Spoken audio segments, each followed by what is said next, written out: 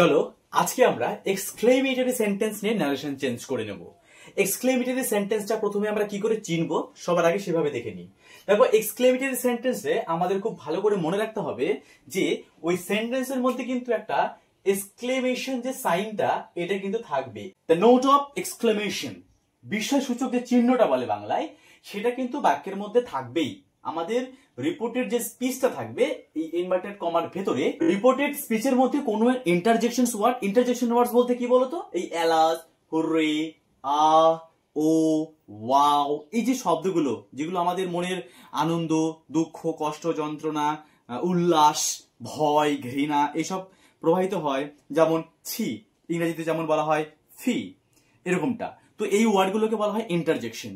তো সেই ইন্টারজেকশন থাকবে, আবার কি বলতো একটা বিস্ময়সূচক চিহ্ন থাকবে, অর্থাৎ কি বলতো এক্সক্লেমেটরি যে সাইনটা, সেই সাইনটা এখানে পেয়ে যাব। তো সাইন দেখেই আমরা বুঝেই যাব যে এই সেন্টেন্সটা এক্সক্লেমেটরি সেন্টেন্স। এবার আমরা শিখবো এক্সক্লেমেটরি সেন্টেন্স কিভাবে ন্যারেশন চেঞ্জ করতে হবে। তো যেটা রয়েছে এখানে এটা পুরোটাকে বলা হচ্ছে আমাদের ডাইরেক্ট স্পিচ। ডাইরেক্ট স্পিচের এইটা ভার্ব হচ্ছে রিপোর্টিং ভার্ব, আর এই পুরোটাকে বলা হচ্ছে আমাদের রিপোর্টেড স্পিচ। এই যে স্পিচটা, alas I am undone, he said alas, alas যে ইন্টারজেকশন আছে, alas কথার মানেটা এরকম বোঝায় বাংলায়, হায় রে, I am undone, আমি অসাফল্য, আমি করতে পারিনি। তো এখানে কিন্তু দুঃখ প্রকাশ পাচ্ছে, এই চিহ্নটা দেখে কিন্তু আমরা বুঝতে পেরেছি। আর হুররে, এটা থেকে বুঝতে পারছি আমরা এই সেন্টেন্সে কিন্তু এখানে আনন্দ বোঝাচ্ছে। তো এরকম করে আমাদেরকে ইন্টারজেকশন ওয়ার্ডটাকে দেখে বুঝে নিতে হবে যে এই সেন্টেন্সটা কি সেন্স হচ্ছে, যে দুঃখ হচ্ছে নাকি কষ্ট হচ্ছে নাকি আনন্দ উল্লাস হচ্ছে। তার উপরে ভিত্তি করে আমাদের কিন্তু এখানে একটা কাজ করতে হবে। সেটা কি কাজ করতে হবে দেখে নাও। যে এই যে রিপোর্টিং যে ভার্বটা রয়েছে, এই ভার্বটা সেই পাস্ট টেন্সে রয়েছে।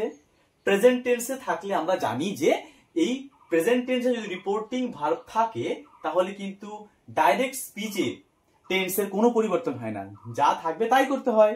কিন্তু এই যে রিপোর্টিং ভার্ব যদি আমাদের পাস্ট টেন্সে থাকে তাহলে কিন্তু পুরো ডাইরেক্ট স্পিচটাকে আমাদের পাস্ট টেন্সে কনভার্ট করতে হবে। ঠিক আছে? তো আই অ্যাম আনডন কি টেন্সে আছে? আই অ্যাম, এটা প্রেজেন্ট ইনডেফিনিট টেন্স এতটুকুর মধ্যে। আর এটা শুধুমাত্র আমাদের ইন্টারজেকশন একটা ওয়ার্ড। এখানে আমরা দেখতে পাচ্ছি এক্সক্লেমেটরি যে সাইনটা আছে পেয়ে গেছি। তো আমরা বুঝতে পেরে গেলাম পুরোটা একটা এক্সক্লেমেটরি সেন্টেন্স। That's all. এইবার কি করে উত্তরটা করতে হয়? সাবজেক্ট যা থাকবে তাই, হি পুরো থেকে গেল। এবারে সেড এর বদলে কিন্তু সেড লেখা যাবে না। আমরা এর আগে টোল্ড করেছি, কিন্তু এই এক্সক্লেমেটরি সেন্টেন্সে টোল্ড হবে না। কি হবে তাহলে? রুলস স্টেপ বাই স্টেপ দেখে নাও। এখানে ফলো করতে হবে কি সেন্স হচ্ছে, এখানে বোঝাচ্ছে হায় রে, অর্থাৎ কি মনের একটা দুঃখ বোঝাচ্ছে, বেদনা বোঝাচ্ছে। তাহলে কি মানে দুঃখ বা কষ্ট হয়? গ্রিফ। এই যে গ্রিফ যে ওয়ার্ডটা, এইটাকে এখানে ব্যবহার করতে হবে। কিভাবে? এক্সক্লেমড। ভালো করে দেখো, স্পেলিংটাও দেখে নাও। এক্সক্লেমড, ইডি কেন দিলাম? এখানে পাস্ট টেন্স আছে জন্য ইডি দিতে হবে। আর যদি এখানে প্রেজেন্ট টেন্স থাকতো, যদি সেজ থাকতো, তাহলে এখানে এক্সক্লেমস হতো। কিন্তু এখানে ইডি আছে। এক্সক্লেমড ইন, কিসের মধ্যে কথাটা বলেছে? এটা হচ্ছে প্রকাশ করেছে ওই এক্সক্লেমড ইন।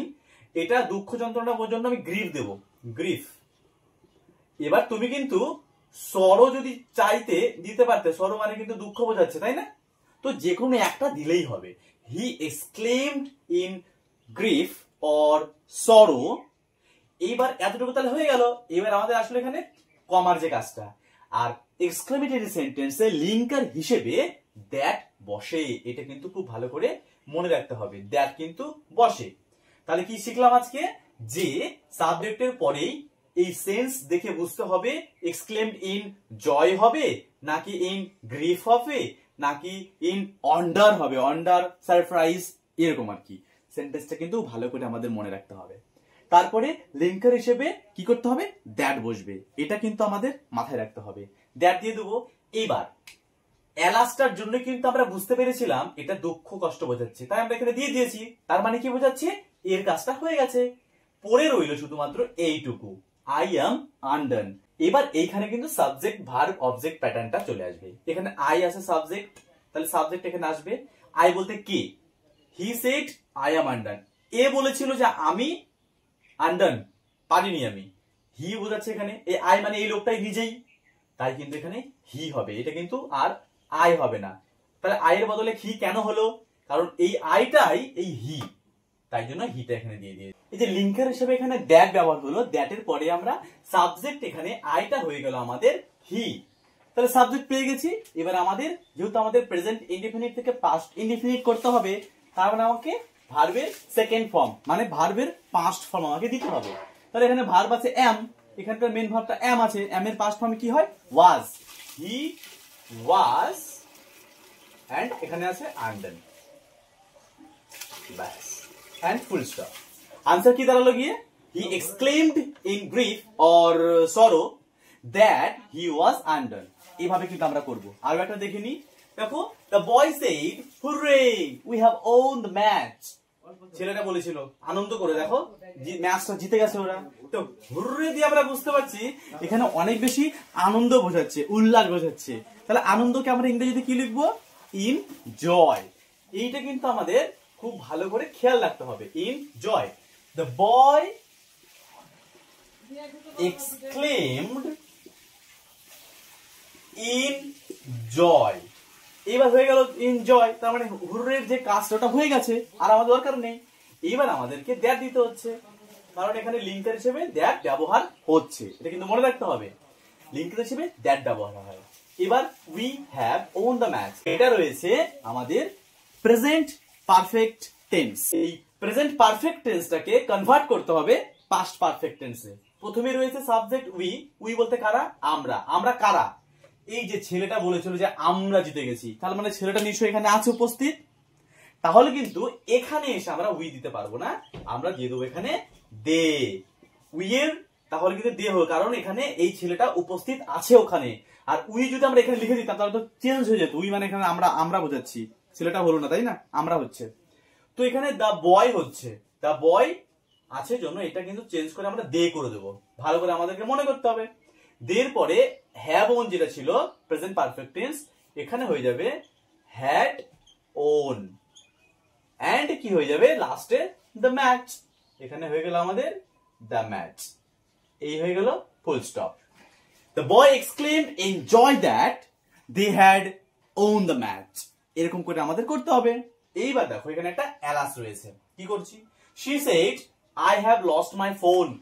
সে বলল হাই রে, আমার ফোনটা হারিয়ে ফেলেছি। আই হ্যাভ লস্ট, এটা কি টেন্স?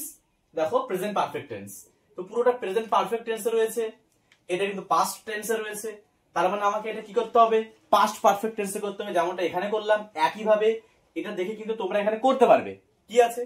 শি এক্সক্লেমড লিখবো। আর একটা জিনিস বলে দিই, ধরো কোনো একটা ইন্টারজেকশন ওয়ার্ড এখানে আছে, কিন্তু আমরা ঠিক ভালো করে বুঝতে পারছি না যে সেন্টেন্সটা বা এই ইন্টারজেকশন ওয়ার্ডটা কি সেন্স দিচ্ছে, মানে দুঃখ নাকি কষ্ট নাকি আনন্দ নাকি উল্লাস, মানে আমি গ্রিফ দেব না জয় দেব নাকি সারপ্রাইজ দেব, ধরো আমি বুঝতে পারছি না, তখন তুমি কি করবে? তখন আমাদের কি করবে জানো? এই এক্সক্লেম লিখে ছেড়ে দেবে, এই এনজয়, ইন গ্রিফ, এটা দেওয়ার দরকার নেই। ঠিক আছে?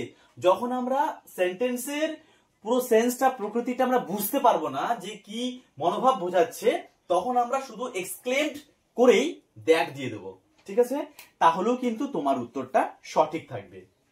তো এখানে আমরা বুঝে যাচ্ছি অ্যালাস মানে দুঃখ বোঝাচ্ছে, তাই আমরা কিন্তু she exclaim in grief.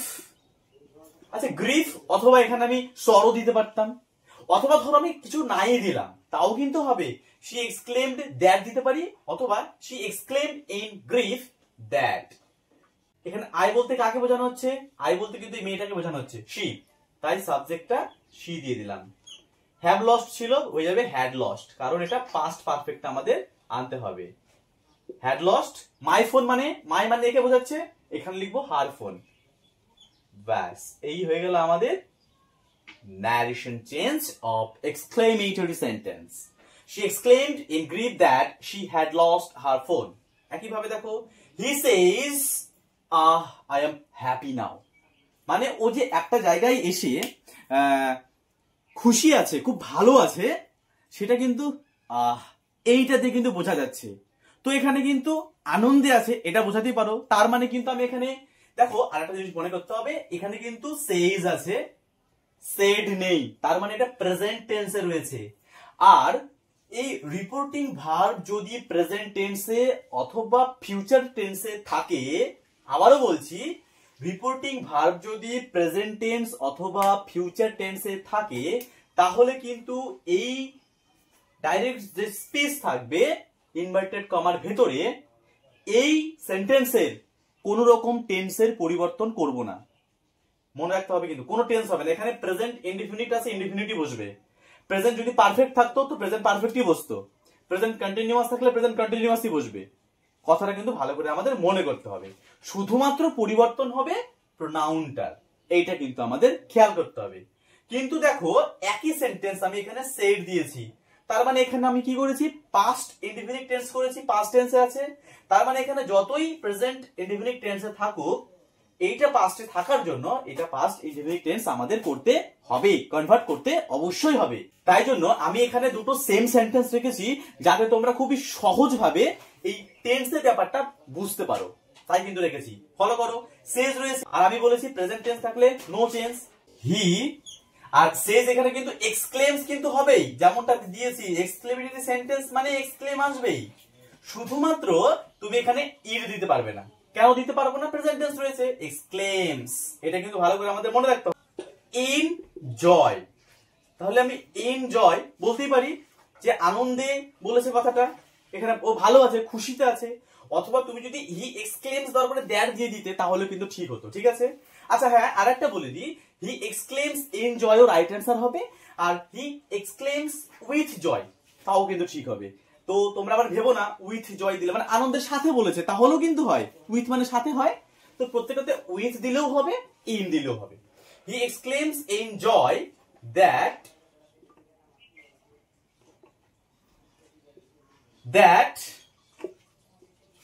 He exclaims in joy that, এখানে তাহলে কিন্তু আ এর কাজটা হয়ে গেছে। তো আ থাকার জন্য আমরা বুঝতে পারছি ও কিন্তু একটা আনন্দে আছে, তাই এখানে এনজয় দিয়েছি।